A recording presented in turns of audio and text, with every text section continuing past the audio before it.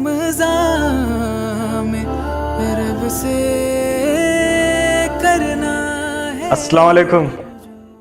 वालेकुम अस्सलाम। आप सभी को रमजान का चाँद मुबारक हो। आपको भी मुबारक हो। कितना मुबारक महीना है, हर नेकी 70 गुना बढ़ जाती है।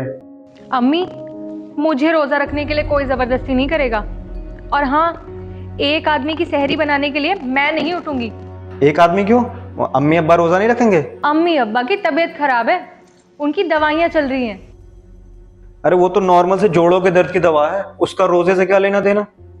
भाई मैं कंफर्टेबल नहीं हूँ, मुझसे रोजा रखने के बाद प्यास बर्दाश्त नहीं होती। तबीयत खराब चल रही है, उम्र भी हो गई है। वैसे भी इस्लाम में किसी चीज के लिए जोर जबरदस्ती नहीं है।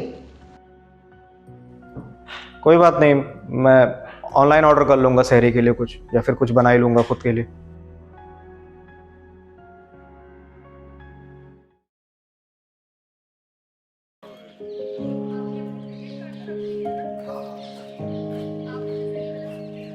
आप लोग कहाँ जा रहे हैं? अरे मोहसिन, हम शॉपिंग के लिए जा रहे हैं, तुम भी चलो, ईद के लिए कुछ ले लेना। अरे तुम लोग आपस में बातें करो, मैं तेरे गाड़ी निकाल के लाता हूँ। अरे मगर आज तो शब कद्र की रात है ना, फरिश्ते उतरते हैं, नेकियां कमाने का वक्त है। हमें जितना हो सकता है अपनी नफली इबादत करनी चाहिए, कुरान की तिलावत करनी चाहिए, तभी तो हमें नेकियां मिलेंगी, हम अपने गुनाहों से माफी मांग पाएंगे। मैं तो कहता हूँ आप दोनों भी चल के इबादत करो, तिलावत करो, नफली इबादत करो। अरे इन्हीं रातों में तो बाहर जाके घूमने फिरने का मजा है, इतनी दुकानें लगती हैं, खाना पीना घूमना फिरना। देखो भाई, तुम्हें नहीं जाना तो तुम मत जाओ, मैं तो जाऊंगी शॉपिंग करने। अच्छा सुन, तुझे नमाज पढ़नी है, जाके पढ़। मैं कोशिश करती हूँ जल्दी आने की। बाजारों की बढ़ाने आया नहीं है माहे। हाँ, हेलो पायल, अरे कल तुम आ रही हो ना? हमारे घर ईद की पार्टी है। हाँ, हम बहुत सारी स्पेशल डिशेस भी बना रहे हैं, चिकन बिरयानी, कोरमा, शीर। हाँ जरूर आना। और मेरी कल की ड्रेस देख के तो तुम जल ही जाओगी। ठीक है, मैं तुमसे बात करती हूँ अभी। Okay bye. किस चीज की तैयारी हो रही है बड़े जोर शोर से? ईद की, ऑब्वियसली। कल ईद है, तुम्हें पता नहीं है? पता है। अच्छा, तुम्हारे हिसाब से ईद होती क्या है? चलो नहीं पता होगा। ईद मतलब ना खुशी होती है। खुशी किस चीज की? ईद का जो त्योहार होता है वो खुशियों का त्योहार होता है। जो रमजान के 30 रोजे हम रखते हैं, उसमें गुनाहों से बचने की कोशिश करते हैं, सिर्फ इसलिए कि अल्लाह को खुश करना है, उसके लिए होती है ईद। अल्लाह ताला के सामने हम तौबा करते हैं, अपने गुनाहों की माफी मांगते हैं। जिस चीज को हम पर हराम किया वो उसको हराम समझते हैं अपने ऊपर, जिस चीज को वो हलाल किया उसको अपने ऊपर हलाल समझते हैं, उसके लिए ईद होता है। ये पकवान बनाना और दोस्तों को पार्टी करने के लिए बुलाना, घूमना, शॉपिंग करना, उसके लिए थोड़ी ना ईद है। वो तो हमने ईद का हक ही नहीं अदा किया। ईद का हक तो हमें रमजान में 30 रोजे रखकर करना था, उसको तो हमने सीरियस लिया ही नहीं। भाई मेरा एक कॉल आ रहा है, मैं कॉल पिक कर लूं? एक मिनट। हाँ हाँ पायल, हाँ हाँ बच गई, वरना फिर से इसका लंबा लेक्चर सुनना पड़ता।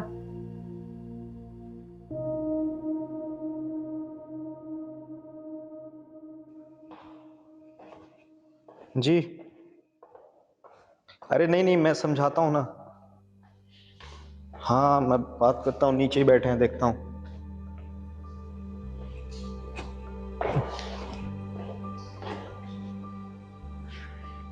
क्या हुआ अब्बा, आपका फूफी जान से झगड़ा हो गया क्या? कोई फूफी नहीं है तेरी, वो उसके हर बच्चे की शादी में मैंने दिल खोल के खर्च करा, फिर भी उसको बाप की प्रॉपर्टी में हिस्सा चाहिए। कितना लालची हो चुका है जमाना। एक छोटे से जमीन के टुकड़े के लिए उसने अपने उस भाई को बुला दिया जो उसके हर दुख सुख में उसके साथ खड़ा रहा। हाँ, करने दो उसे केस, अब वो अपना हिस्सा कोर्ट से ही लेगी। अब्बा, आप जब फुफ्फी के बच्चों की शादी में महंगे महंगे गिफ्ट दे रहे थे ना, तभी आपको फूफी के सामने क्लियर कर देना चाहिए था कि उनकी करोड़ों की प्रॉपर्टी में आप उनको कुछ भी नहीं देंगे। ये जो महंगे गिफ्ट है ना, उसी में मैनेज कर लो। कहना क्या चाहते हो? मैं बस आपसे इतना कहना चाहता हूं।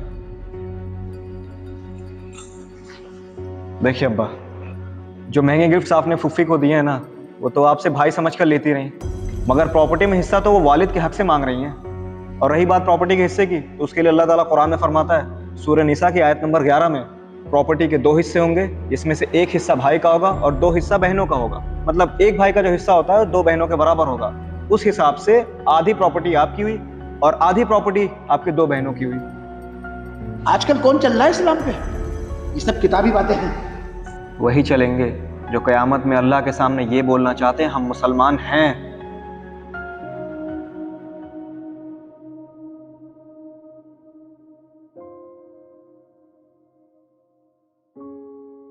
कहीं ध्यान है आपका? खाने का टाइम हो गया, अभी तक सोकर नहीं उठी परवीन, ना नाश्ता करने आई। परवीन बेटा, परवीन।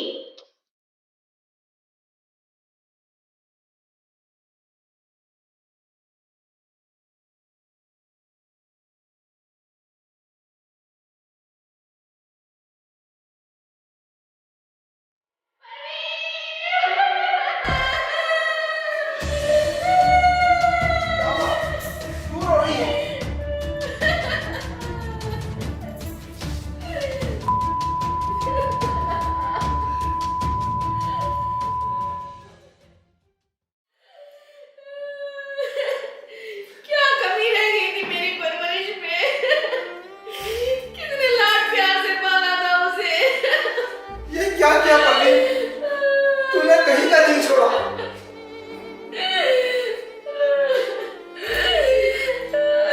वक्त साफ नहीं है।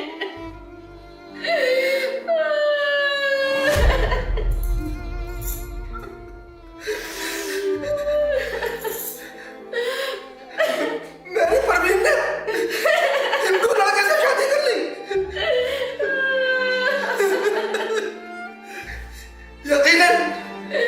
यकीनन मेरे इस मासूम सी बच्ची को उस लड़के ने बहकाया होगा। नहीं छोड़ूंगा, मैं उसको नहीं छोड़ूंगा। उस पर किडनैपिंग का मुकदमा करूंगा।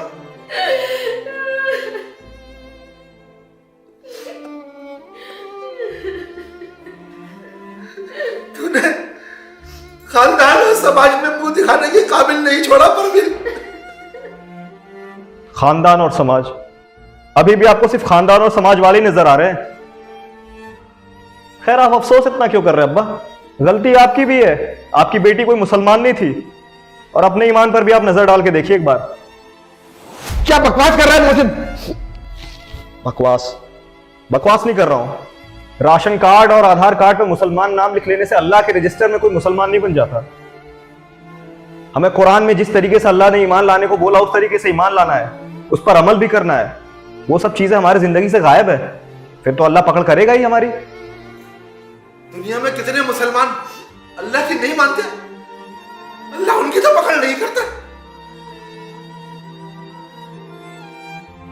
वो अल्लाह की मर्जी है, वो कब किसकी पकड़ कर ले, किसको छूट दे दे। मगर मरने के बाद तो सबको अपने सवालों का जवाब देना पड़ेगा ना।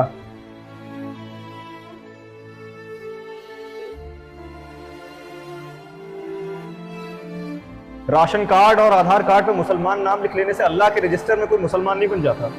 राशन कार्ड और आधार कार्ड पे मुसलमान नाम लिख लेने से अल्लाह के रजिस्टर में कोई मुसलमान नहीं बन जाता।